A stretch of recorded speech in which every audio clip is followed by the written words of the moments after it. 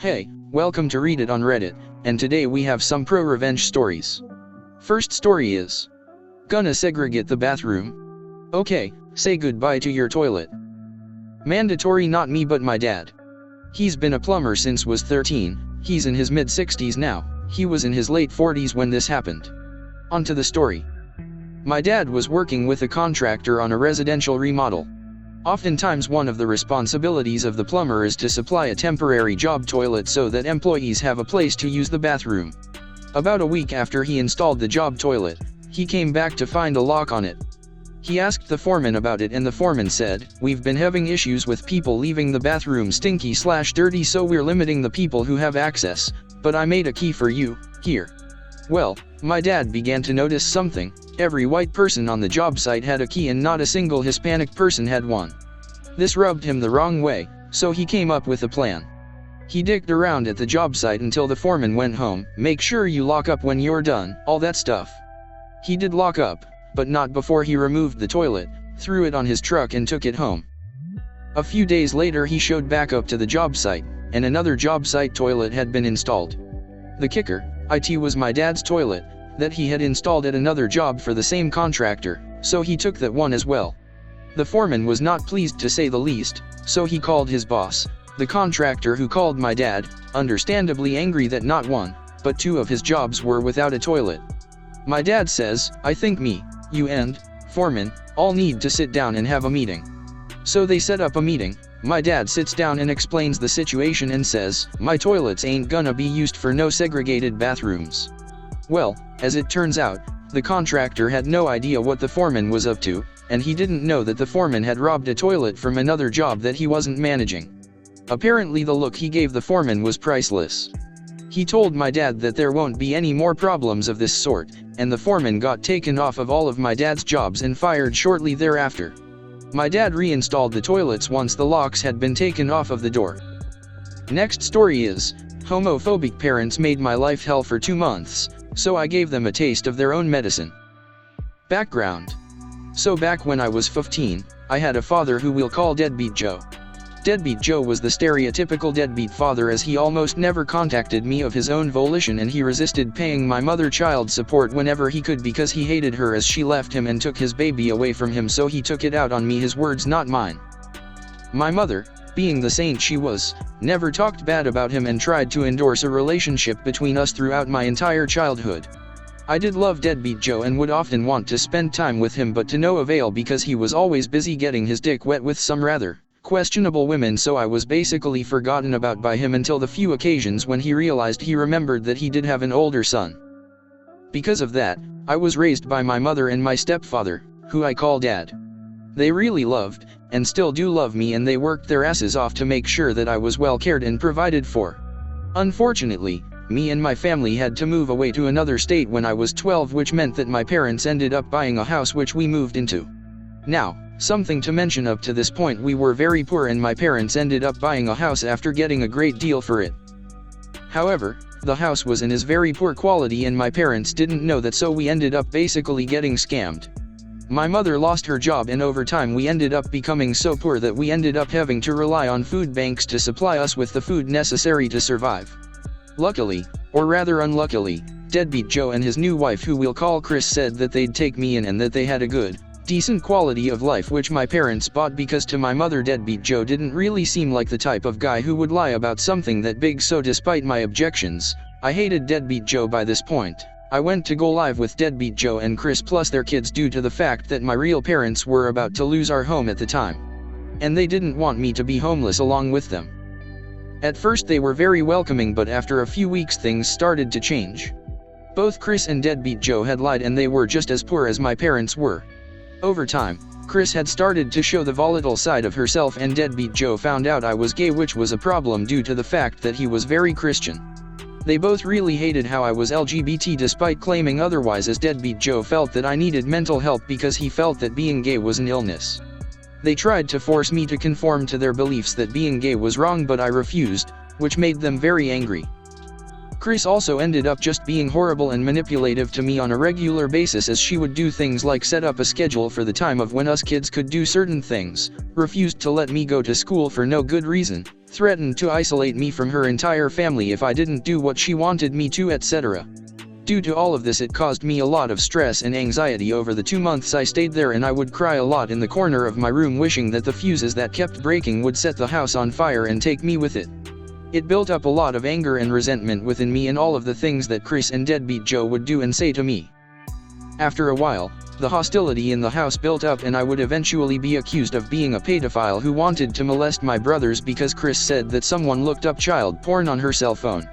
Deadbeat Joe ended up taking away my phone and threatening me with knives, which culminated to me taking my phone back and running away to hide in the bushes outside of the trailer park we lived in. The cops came, my parents manipulated the situation to make it seem like I was a terrible child, and they left. The next week was a living hell afterwards, as Chris and Deadbeat Joe kept trying to get a confession out of me and kept threatening me, but I held my ground and was able to leave their house and move back in with my parents.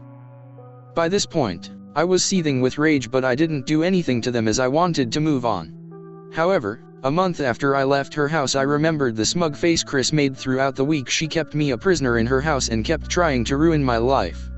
I decided that I hated her too much to not retaliate against her and her husband. So that's what I ended up doing. The revenge.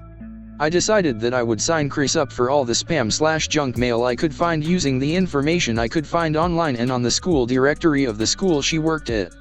Looking to hear the sacred word of Scientology? Click. Want to hear about our shitty products that will fall apart after one use? Click. Want to see some hot sexy women get it on with each other? Click, click, click. Next, I decided to send Chris' family some recordings I took of some of the things that she would say to me.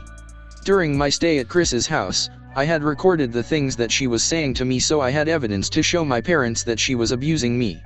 I ended up sending those recordings to all of her close friends and family before blocking them.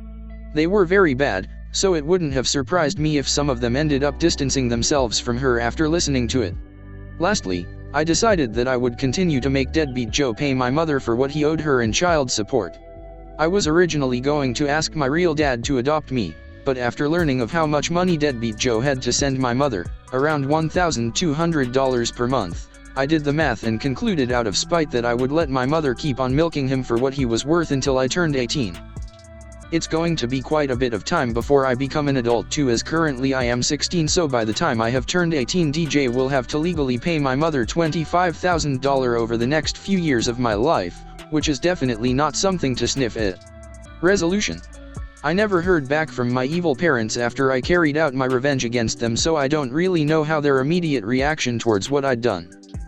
However, after going back to the school directory to see if any changes were made to it, I discovered that almost all of the teachers' info was scrubbed from the site and my stepmother name was nowhere to be found.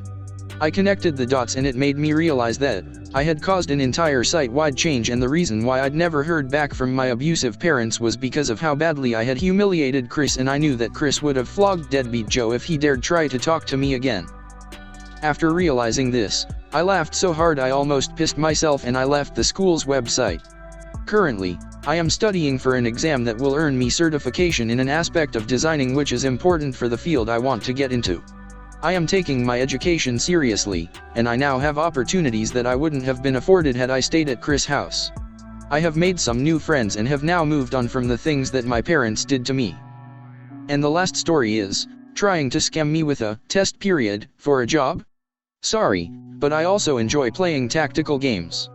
Please like and subscribe for more Reddit content. So, this started as the typical entry-level job seeking I was doing a couple of years ago. I was being hired by a photo studio as a photo editor for what they told me was a beauty photography studio. During the interview, they explained to me the responsibilities for the job, checked my portfolio and liked it, then proceeded to negotiate the salary. During the negotiation process, I told them the amount I would be happy to receive, to which they used the "we aren't sure how well you do with our product" card, and asked if they could have a test period with me for half that salary, to which I accepted since it was a new type of images to work with and the number was okay for me, since it was what I received at the last job I had. I noted that they refused to offer me a contract, since according to them it was an extra fee from their lawyer and they didn't wanted to pay for that until the testing period finished. I was okay with as well. The law in the country recognize verbal contracts as valid as long I had proof of the agreement, which I will have with the emails and chat logs.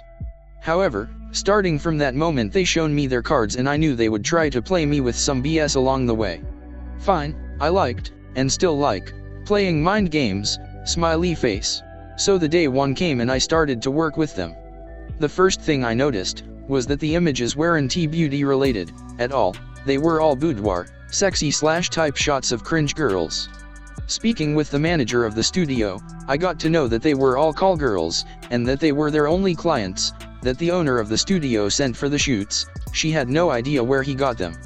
I got interested in that and asked for a couple old images the studio had from before my arrival so I could check their style, then proceeded reverse search them in Google, and surprise! Surprise, they belonged to one site, an internet call girl site. I checked through the images and found that all of the pictures of the site were from my studio, and the dots connected.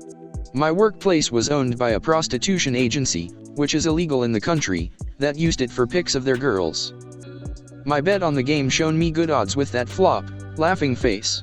The days went by and they started to ask me if I knew of people that did graphic design, since they needed a new brand image and some banners, to which I said I could do, and did them fresh new logo with a complete branding guide, which I used for the website advertisement. They liked it, smiley face, and asked for a couple more designs, which I was okay with doing, since there were no more photos to edit, so whatever. A week later the studio manager got sick, and a partner, it was the owner of the whole prostitution business, from what I later learned from some of the girls I spoke to, of the studio called me from Europe to ask me if I could manage the production of a couple of shots remotely with the photographer, videographer, and models, which I did perfectly. That same day my boss had a meeting with me and congratulated me on my skills and asked if I could also manage their studio because I was so effective and blah blah. I accepted, and the remaining of the month I created a full database with all the past and future clients, with their shots data, and suggested my boss to give me their contact info to schedule new shots with the oldest ones, because they would probably want new ones. Things started to pick up at the studio. Many of the clients accepted the offer and jobs started flowing in with a renewed force. Now a note, according to the law of my country, the testing period you can have with a firm is only a month, after which your contract automatically turns into a permanent position with all the perks it involves. The test period we agreed on was for 3 months, and when they offered me the new responsibilities we were in the 2nd month. Then I went to talk with the boss and asked him about how was my contract thing going, mentioning to him that if they would need me to continue with the management responsibilities, they would need to raise the salary. They reluctantly said sure. After a couple of days of that discussion, they told me they would bring an intern, and casually asked me if I could train him, since I were getting new responsibilities and yada yada. Here they shown me their cards, and I knew that they weren't planning on giving me the position, and that they didn't liked at all that I mentioned the salary we agreed before, and that they were probably shocked that I dared to ask for even more money from them. By the end of the day, a notice appeared on the wall of the office saying that, according to the law, verbal contracts are totally valid. I thought that it was probably directed to the new guy, and didn't pay attention. However, when I was on my way out after my shift ended, the boss called me, and started discussing my contract, trying to convince me that the written agreement wasn't needed at all and that my raise would automatically go into my bank account the first week of the 4th month. Yeah sure buddy. I said, okay, perfect. I'm an idiot. The active phase of the game had started. I counted the days to check when the 3 months agreement will end to play my cards. So the day the intern arrived, which was a week before the test period ended, I went to talk with the boss and reminded him of it and that I would want to sign the contract ASAP to have everything clear by the next month. He said he didn't had time, and that he would talk with me in the next week. Okay, that was perfect. It would be past the 3 months period. That same moment I went back to my PC and encrypted my management database and plans with a password, deleted the recovery data of the OS, and copied everything to my flash drive. That evening I spoke with the manager and said that I would not be training anyone, because my skills costed me quite some time and money, and that if they wanted me to do it, it would cost them a separate fee. He went away without a word. The next morning I was greeted by the computer guy of the office saying that he installed some corporate software to watch over me, and wipe everything the day they decide to let me go, I assumed. A couple of days later, the Europe partner called me and asked me to do some graphic designs for his new business, to which I gently said no, unless they paid me a separate fee. He went berserk, said that it was my obligation to do that, and that he would speak to my boss so he fires me. To which I replied that sure, he can do whatever he wants. Laughing face. I then call the studio manager, and tell him that they offered me last month to occupy his role, and that if he noticed anything weird about his communication with his bosses. To which he recalled quite a couple of moments, and I suggested he started looking for a place that would value him more.